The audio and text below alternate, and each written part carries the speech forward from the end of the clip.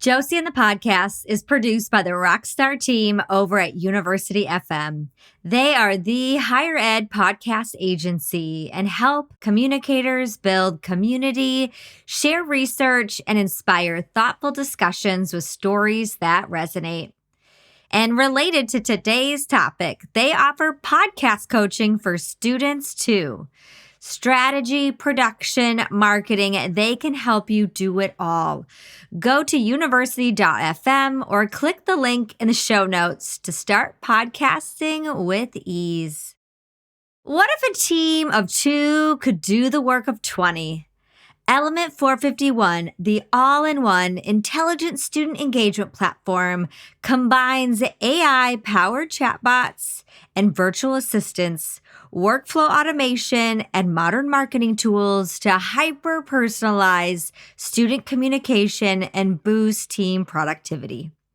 The easy-to-use platform can help you optimize the entire student journey, from application to graduation and beyond, ensuring that every exchange between your institution and its students is meaningful, personalized, and engaging.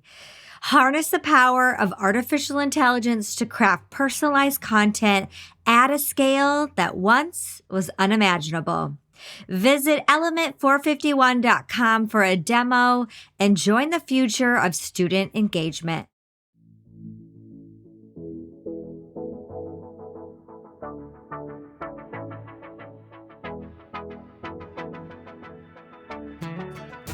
Hello and welcome to Josie and the Podcast. I'm Josie and I am so happy holidays. Happy to have you here with me today. What does it mean to lead in the digital space with heart and humanity? On this podcast, I spend time answering this question with heart, soul, and lots of substance. My goal is to share conversations that encourage you, empower you, and entertain you to rethink digital strategy for yourself and the organizations you support. It is officially a holiday season, and my house is finally coming into the spirit of things. We got the tree up. What did we do before trees already had built-in lights? This has been like a game changer, as long as one of those lights doesn't go out. But I love this time of year in just all of the ways. And I hope this episode is finding you starting to get into a little bit of a spirit, or maybe even a little bit of a shutdown as we start to process our way out of 2023. Another reason why I get excited is we have hosted a holiday party at our house. And no surprise, it has a theme. It is a gingerbread house competition. Now, we go and buy the store-bought kits. We're not going to like British Bake Off style. And we don't have time. Like, who has time to actually like bake and have a whole bunch of people over? We do have 2 ovens, but it would still be difficult. So anyway, we get these kits. We have a barbecue. And then we also don't give teams very much time, and we encourage themes. We throw in like extra stuff they can add to their house, and then there is judging, and it's just so much fun. And so we're hosting that competition. I would love to hear what kind of themed parties y'all all do. I know for a while the ugly sweater party was popular. That's our version of our little holiday party out here in LA. Talking about holidays and, well, online shopping, holiday shopping, Hanukkah, Christmas, Kwanzaa, all the things. We are giving our nibblings. So nibblings are your nieces and nephews. And Lloyd and I are committed to making this word stick. We even talked about for a while of having our own podcast because there are nibblings. So we're giving them experiences. So like they're in gymnastics and Odyssey of the Mind and like karate and all these things. So we're going to help contribute to make sure they can keep doing those things, because my sister-in-laws told me, and that is expensive stuff. So we are here for it. But I've got 3 recommendations. They are winners every time I gift them. And they're also super like pretty low cost, like under $50, if not even maybe like less than that, under 25. Could be good for a colleague, your boss. So the first one is a candle warmer. I love bougie candles. I'm not embarrassed by it. I have embraced. I like things that smell good. Smells are very activating for me. But candles can go so quickly. So these candle warmers, you basically put your fancy candle under this warmer and it will last forever. Like it actually lasts too long. And I'm like, I'm tired of this scent and I'll set it aside and bring it back out. So anyway, I'll link to one that I have and I've gifted. Another one is a milk frother. Like not everyone can do the whole like fancy machines. This thing is just like a handheld. You could probably throw this in your luggage if you need. And you just throw that little itty bitty milk frother in your coffee or your cream, and you got yourself a little latte situation, or maybe like a tea latte. The last one, and I may have talked about it last time, is I've got this portable charger that I have fallen in love with because it has 3 different cords. Because don't we know every different piece of technology requires a different cord, but it all has little compartments and it's still really small. So you could even fit it in if you had just a little purse, it's still going to fit. And you could also plug it in because that's the bummer, right? Once the portable charger is dead, what do you do to even get more juice? And so this one I'm a big fan of. So I'm going to link those 3 things in there. And that is the influence that I have over you. If you have other recommendations for especially affordable, but very practical gifts, I would love to know about them. Heck, maybe we do a gift guide someday or something. But as we know, after the holidays, we move into New Year's, and I'm already thinking and processing about what this year was all about as I think about next year, what I'm going to do and what I'm not going to do. And of course, this fits perfect timing for me offering Renew in January, which is a retreat series for those that do marketing, communication, social media, honestly, any pocket of campus. You don't even have that in your title. Other duties is assigned, and we just come together with community. Someone did describe it as a little campy, and it may have been in a judgy way, but I don't care. This podcast may even turn campy, and I'm just going to embrace that. Talking about camping and something I'm a little bummed about, but we have just been so busy. We haven't been able to take the RV out as much as we want. We're not selling it, but we are starting to rent it out. And actually, after I stop recording today, we are going to be picking her up from the storage unit and preparing that. So it's bittersweet, but I love that other people get to enjoy it too. Something else that's been happening this week is Epic Rap Battles of History. My partner in crime is the co-creator. After a year of rebuilding a bit, they have released a new video, and it is currently the #1 music video on YouTube in the world. Isn't that nuts? It's just so nuts. And they've been doing this for, it's 2003. Over a decade, 12 years. I'm not so good with that, but to see them continue to have success, I'm so proud of them. But I did the very first thing I have done ever. Of course, I react to a lot of things that my husband does behind the scenes, but I actually recorded myself. There's these things on YouTube and TikTok called reactions, and people just record their faces watching videos. And so I recorded mine while I was at a co-working space. So the lighting's really bad.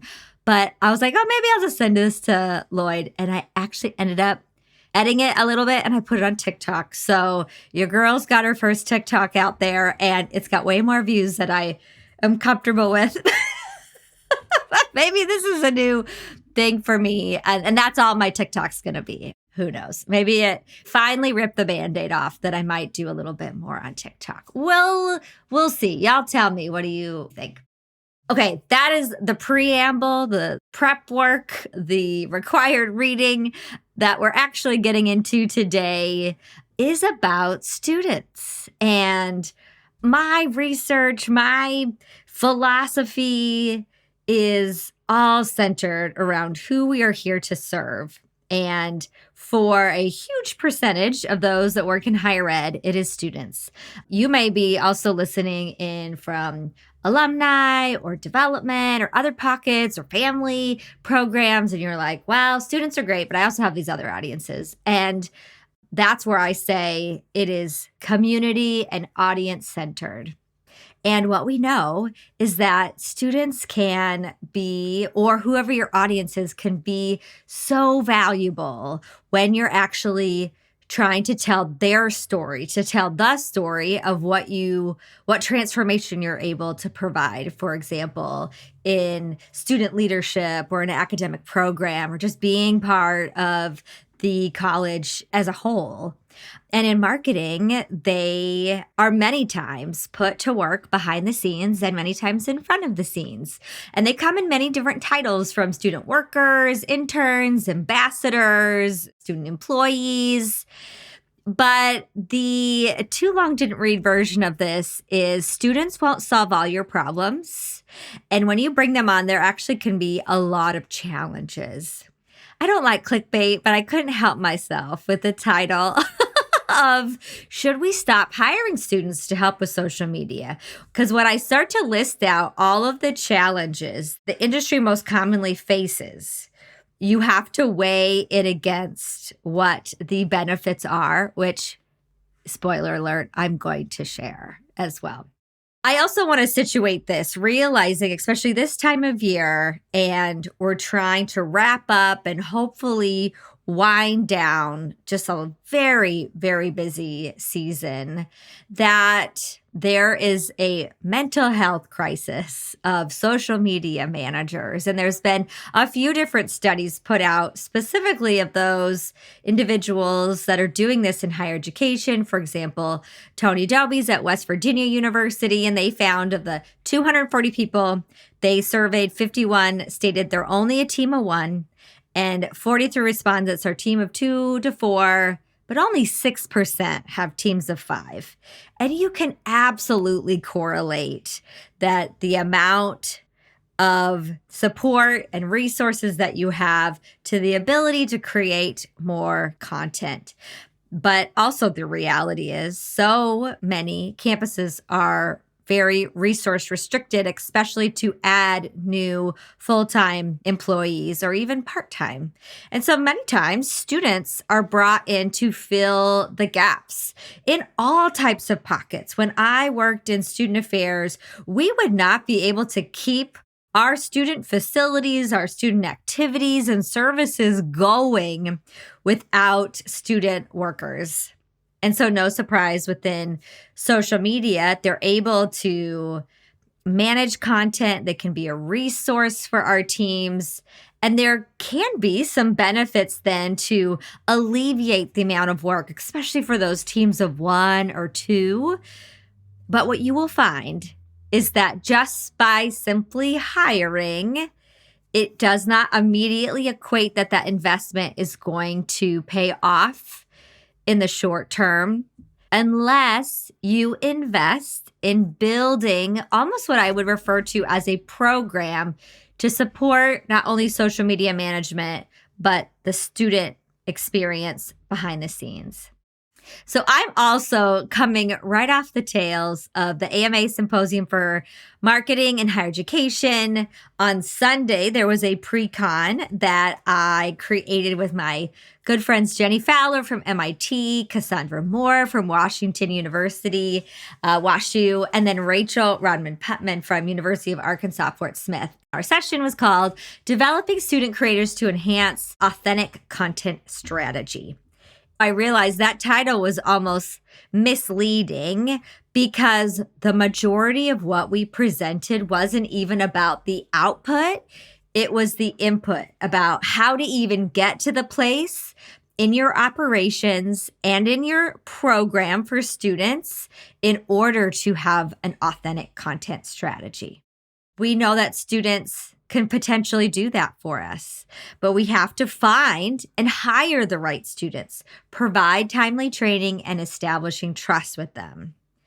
It was awesome to see our session room packed, where we walked through lots of ideas for how to go out and find students, build those programs, and actually get them performing. And at the very start of the session, I did a Slido poll that also was very informative, at least for those in the room, where their programs are for integrating students. And so I first wanted to know, especially like how much are you paying them? Lots of other goodies. 51% of attendees work with 2 to 4 students, and 85% work at least with 1 student. And so a good majority that at least came to our session were like, well, this is on the to-do list. I want to improve this. 84% of attendees employ students as employees or interns, while only 11% work with students is what they would define as influencers.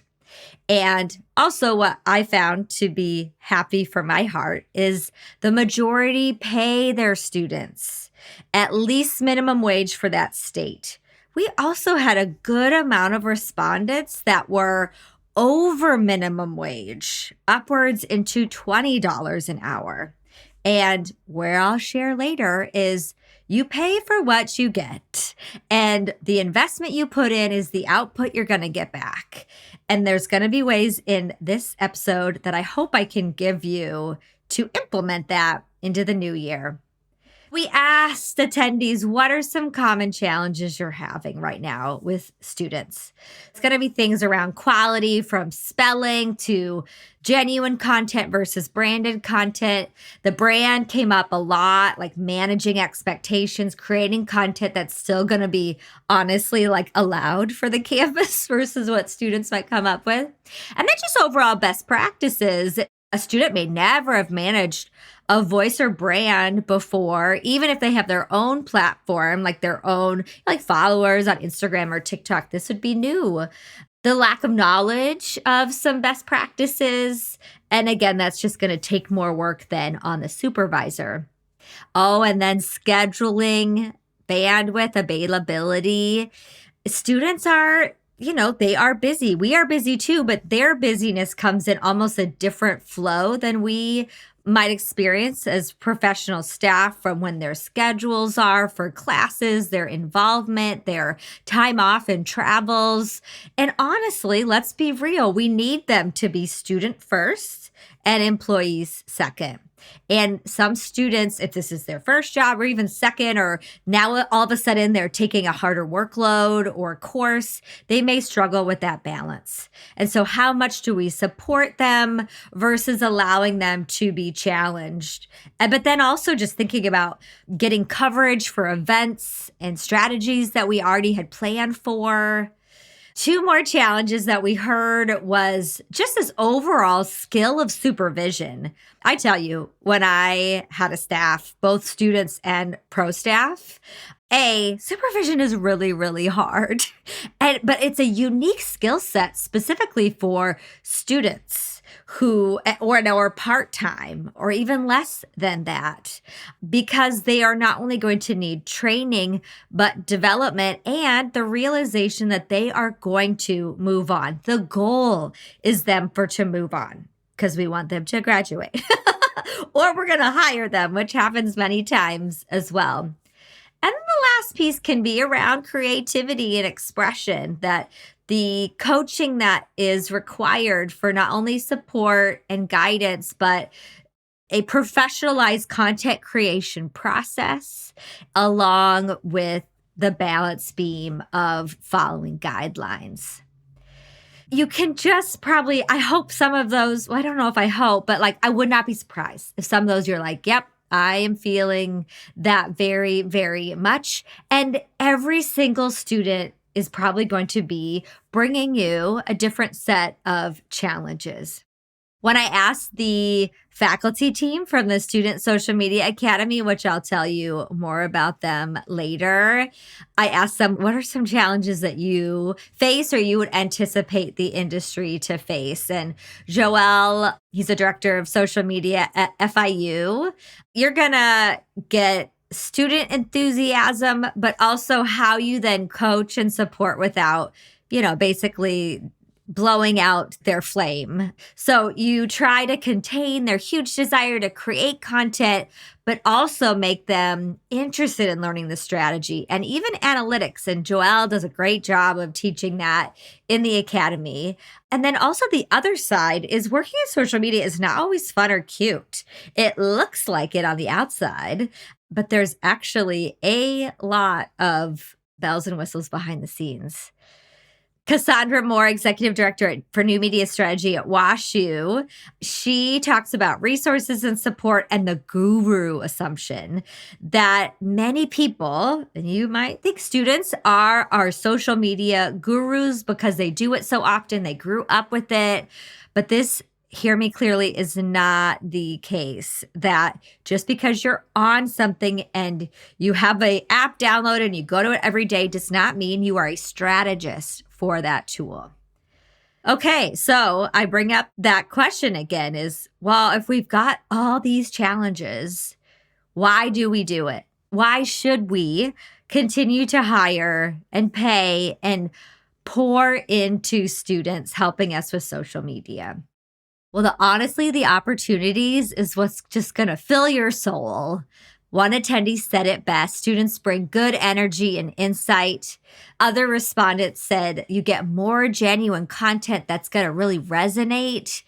And students are the very audience, if you're thinking about, let's say, your campus leadership is trying to connect with, students can help influence that. The peer-to-peer relation is powerful, like current students, but prospective students can be especially powerful. We know that our future class students are scrolling through and seeking out our content and genuine stories. Having their actual future peers to look at is so critical. Students may know more about trends. I try to be a cool adult as much as I can. There's that meme out there that I don't look at TikTok, when something's trending, I see it on Instagram like a real adult or something like that. And we might find out about trends after or even too late. So they can be your informers there. And while they are still trying to navigate brand guidelines, they can be some of your best brand storytellers. They experience campus life real time, and they can tell that story so, so well. I would also say, and getting on my soapbox a little bit, that no matter if you're putting students into the hands of social media or your front desk, and the research confirms this, is students who have student employee experiences, it can be quite transformational with intention and has positive outcomes in a variety of different ways, from their academics to retention and future employment. So I want you to see these positions not just as their output or even the input you're putting in order to get great content. I want you to see yourself working with a student or an entire team as a coach and one that's going to provide transformation.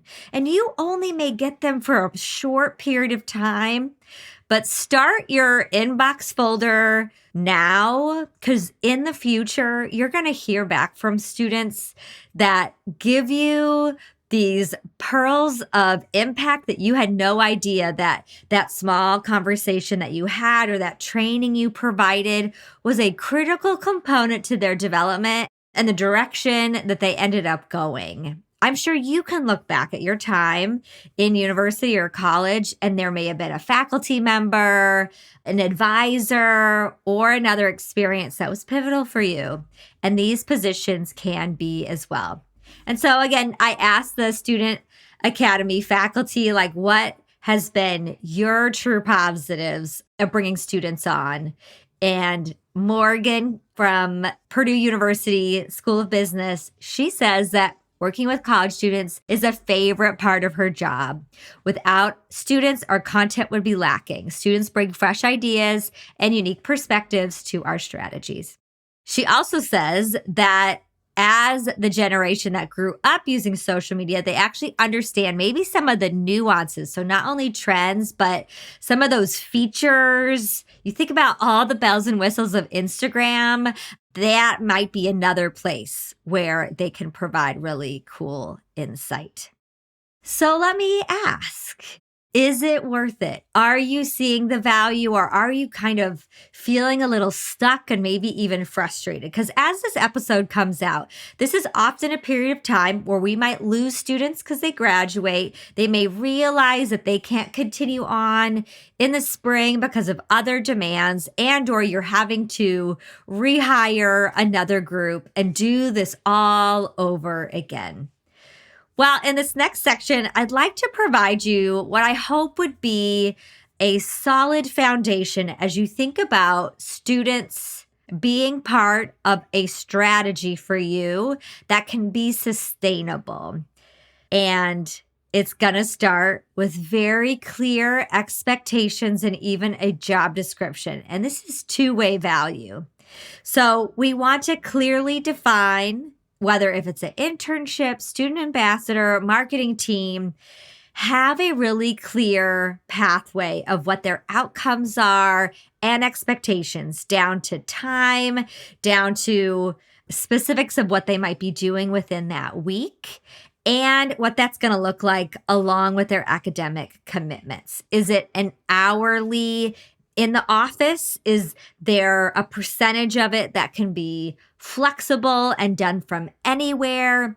And what is such a gift to students when you have a very defined job description is they can then take that after they have now worked for you, and they can use that job description within their portfolio, on their LinkedIn, because all those outcomes are already clearly defined. I've talked about LinkedIn ad nauseum in the past, and many times students just don't know how to take a work experience and translate it into, even a cover letter, resume, but especially in digital platforms. And so again, having that really clear is helpful. I would also say, as you think about making these positions formalized, is another branding exercise. So I have seen student ambassador or intern teams or positions become very sought after. Whether you have a title of those for individuals and our entire team, it allows you to already be marketing for those roles before you even need them. Rachel Putman talks often about that she will get current students to already fill their replacements or do that advocacy work just by role modeling and, for example, being part of the feed. So you've clearly created some of the bread and butter for hiring. They've offered, they've accepted, we're excited. There are some realities of training, especially in roles like these, that it's just going to have to be done on the go. I would encourage you strongly to think about not just onboarding, but continual training for students. And this could just even be integrated into, like weekly meetings or an email that you send out with different topics you want them to work through. What I would say, what we know about learning, you can't give them everything up front. I mean, this is for any human being.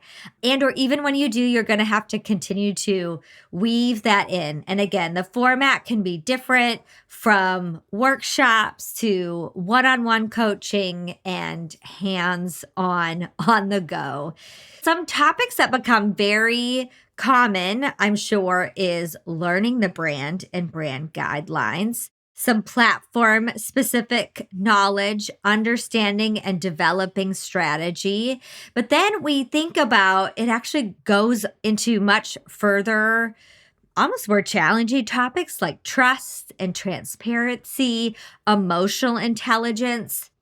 Talking about Rachel again, who is, spoiler alert, going to be a guest on the podcast this season, is you might want to think about different periods of time where you want to recruit and hire students that folds in nicely to when you really need them at full capacity. So it's very common to hire students at the beginning of the academic year, and then we offboard them at the end of the year. But it's actually really, really busy in the beginning of the year. What if you already had your team trained and ready to go in that really busy season, and you were to actually do that transitions in, for example, mid-year or spring break? Something to think about. Another way to support students that you have is to create a similar structure of creating content that they can come to expect and to learn. So this comes into play with project management, with in your brand guidelines, so they understand not only expectations, but using tools, whether if that is Asana to Monday to Trello, whatever you use, is training them on that back end process.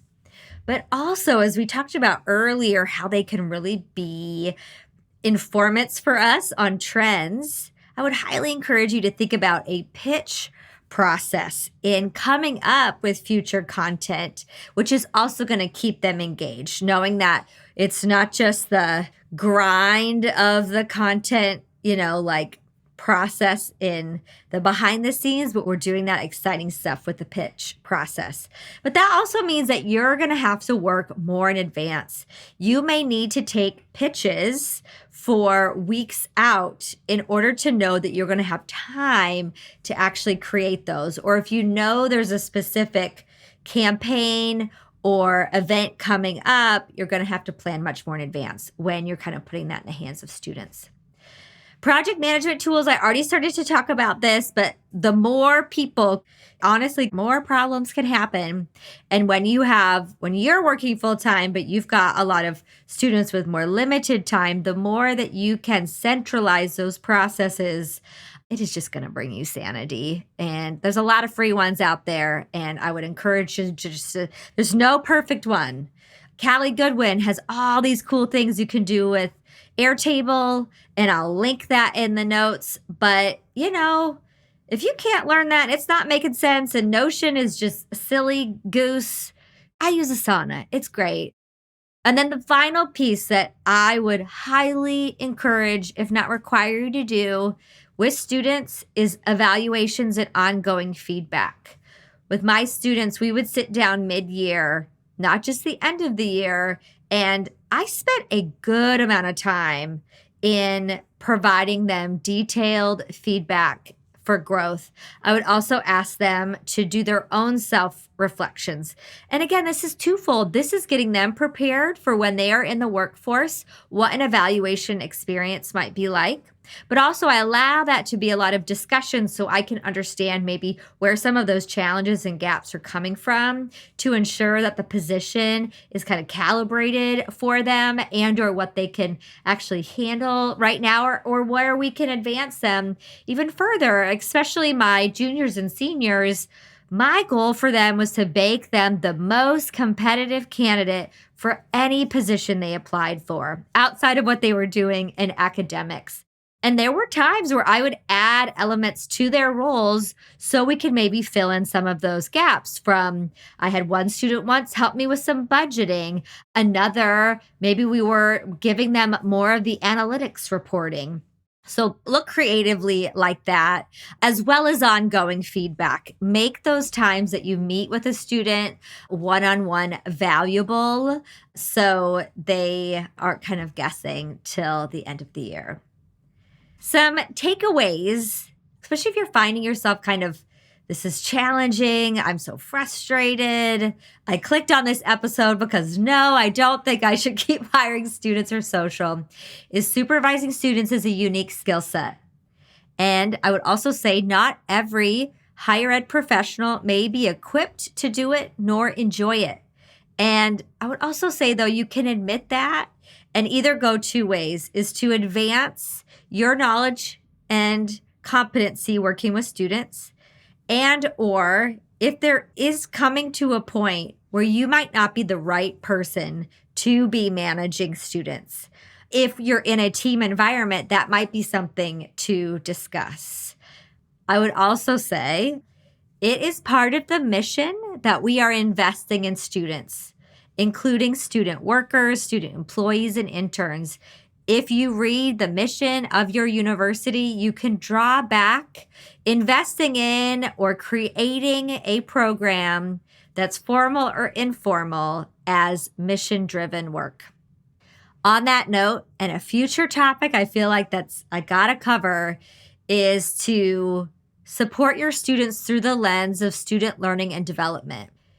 Psychosocially, they are going through, and goes back to if they are quote unquote a traditional age student or an adult learner, they're going through periods of development that we can both understand in order to support them.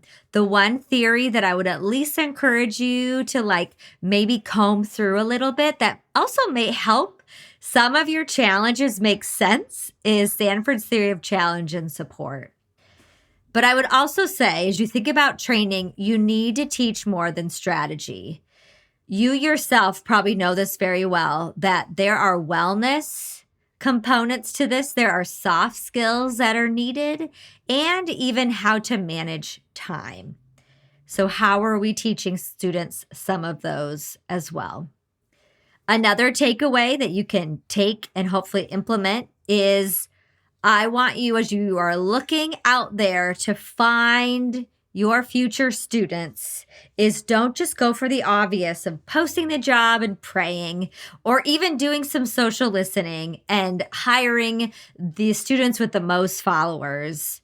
Look for some gems in other pockets, like the photography club, journalism, videography, your film school, your performing arts. Rachel Putman talks about this when you see them out on the quad and they're always the one gathering people up to do a group photo, or they're always behind the scenes capturing content. Look for all the different types of skill sets we need within social media, and not just the super outgoing ones, or again, those that have a big following. As I start to wrap up in thinking about these takeaways, student content creators are one tool in our whole toolkit, but they're not the solution. As I shared, the value they can provide, because we want them to both consume our content and develop them to actually be creators. They are going to be pouring into you as much as you are to them, to think of it as a two-way relationship. But it is going to take some investment, and it is going to take some time. And the final takeaway I would say is to get them in the Student Social Media Academy.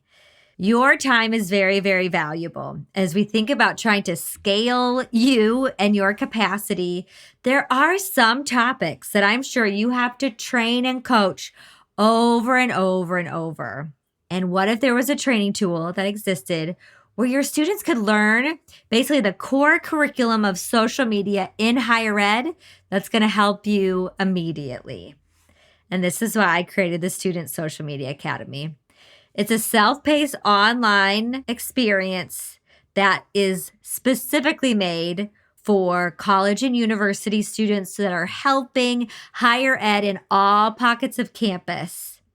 And it teaches them how to integrate the brand, voice, and tone of your institution into your digital marketing efforts. Because students are everywhere helping in all pockets of campus. The library, the residence halls, the rugby team, and in marketing and communications. And there is a correlation. When you train and empower them, you're gonna see content that's more authentic, timely, and resonates with your audience.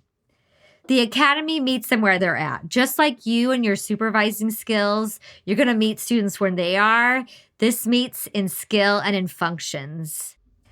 And I do want to tell you really quickly, being a instructor, a faculty member in the past, creating online curriculum, there are a lot of certificates and programs out there for social media management that I have done and absolutely love. but they don't fill the gaps specifically about how would we do this training for a student that's supporting higher ed. That's why we created 6 modules that give them, starting off, first, social media in a campus context. What are all the really cool things about what we get to do for a university and college campus, but how it impacts social media? We build on that in the second module where we talk about campus branding, voice, and tone.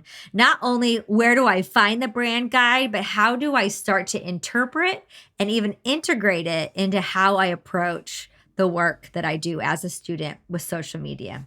Then we build onto that in module 3, teaching them the core elements of social media strategy, starting with goals, understanding who your audience is, getting into channels, and then how you actually deliver that content.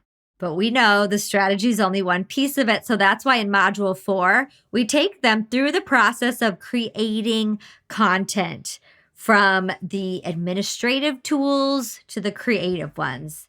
The last 2 modules, I think, is really what sets aside the Student Social Media Academy as we start to get into advanced skill sets, including soft skills for social media managers, critical thinking, a little bit of understanding crisis communications to make informed decisions and protecting sensitive information, but also importantly, taking care of their own wellness.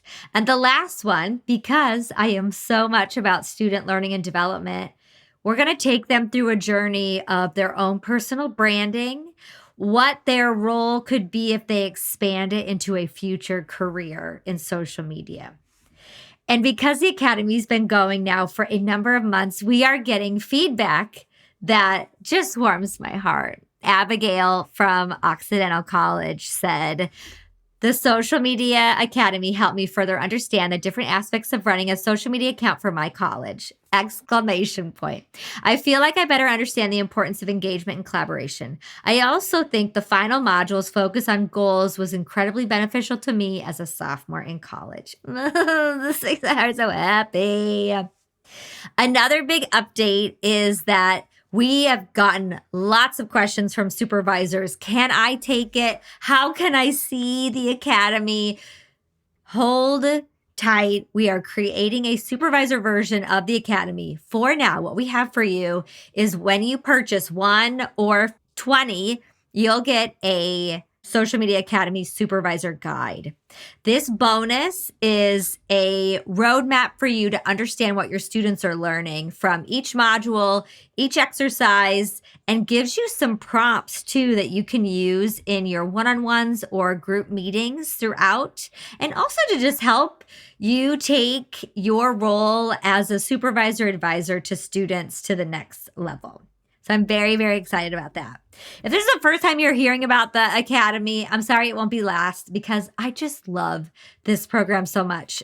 It is only $149 per student, and they're going to get it for 1 year. They get access to the online tools, a certificate of completion, a digital badge. They can flash everywhere, access to the coaching team, and everyone else around literally the world is on Discord. So they get to interact, they get to ask questions. We share photos of our pets and all the other goodies that are happening. But you also might be thinking, okay, I've got one, but I actually have a lot of people on my campus that need this. Well, good news. There is an all access pass. If you register more than 15 students, there are discount pricing involved. And all you got to do is reach out to me and we'll put together a package for you. Now, you also might be in a place where you don't have students yet, or you've already trained them on all the good stuff for now, and you'll think about this for later. But you are like, hey, can I just take the Academy, or I'm needing my own professional development? And what I would say would be totally you can buy this for your president. But again, we're working on a supervisor version of this online program. The next thing that I have is the digital community cohort. It starts in February. We go 2 months. We meet twice a week on Tuesdays and Thursdays. And this will be a community-based course that meets, and you'll have access to online tools to teach you social media strategy with the philosophy of actually having community engagement on the other side of our strategies. There is support, there's laughs, there's lots of learning, and I have 5 amazing faculty that are there to support you too. I'll link all about the cohort, but that would actually, I think, be a better investment for professional staff right now. So students, it just hits me in the feels, and it's the number one thing that I miss about not working at a campus anymore is getting to work with a student, even if it's just 1 year, or I have had some where I worked with almost 4 years, and now they're working at places like TikTok or for like Beyonce, or, maybe they're just a teacher, not just a teacher. Oh my gosh, my mother would kill me. They are a teacher. They are an engineer. Like our students, if you're using them with social media, they don't have to go into, they may actually realize, no, this isn't actually what I'm cut out for. My passion is over here, and that's okay too. But I would tell you, even if you're experiencing some challenges with students, and we're not going to reach them all, right? But it can be it can get you through, honestly, some of the darker days and challenges doing this type of work in higher ed and social and marketing. If you really pour into students, I guarantee, and you can hold me to it, that investment will pay off. And honestly, the even more meaningful results won't be in your Instagram feed. It's going to be what you do for the lives of those students, their families even. I've gotten messages from families from previous students, because that's the heart work of what we do. It's the human side. And the benefit when we get to empower students to help tell our stories, we get to scale that empowerment across the world. And I'm not going to cry. This is why I do what I do. It seriously is. I could put in a lot of effort to go and work for other industries, but I just believe in the power of education and access and opportunity, and seeing students now in real time, like on our Discord, and you're seeing the learning happening, or they're applying for this position, or they're the finalists for this. It's better than Christmas. So I would love to know how you're engaging students into anywhere within your brand strategy, marketing, communications. There are a lot more ways that we can get students behind the scenes and in front of the screens that maybe we haven't even thought about. A future episode is going to be about AI. A future episode is probably going to be about, well, I don't even know. I can't commit to it. Things are changing so fast. But I just want to thank you for being along for the ride for this podcast. And yeah, we are officially moving into season 6. Thank you for joining me in this shorty episode of Josie and the podcast. Join the conversation online. You can find me on pretty much everywhere at Josie Alquist. The podcast is also on X, Threads, and Instagram. Remember, those show notes can be found at josiealquist.com/podcasts. And your gift to me in this holiday season is to either subscribe, share, give a review, reach out to me, let me know you're listening or what you want to hear about next. I would be so appreciative. And always, if you want to learn more about my work from the Academy, the cohort, speaking and consulting, or my book, Digital Leadership in Higher Education, find me at josiealquist.com. Thank you so darn much I know we don't like to use magicians in marketing, but the team at University FM is just everything to me in making this show happen. And my friends at Element 451, the all-in-one intelligent student engagement platform. I am loving our new partnership together. And I am sending you digital hugs, loves, and waves to whatever corner of the world you're listening in from. This has been Josie and the podcast.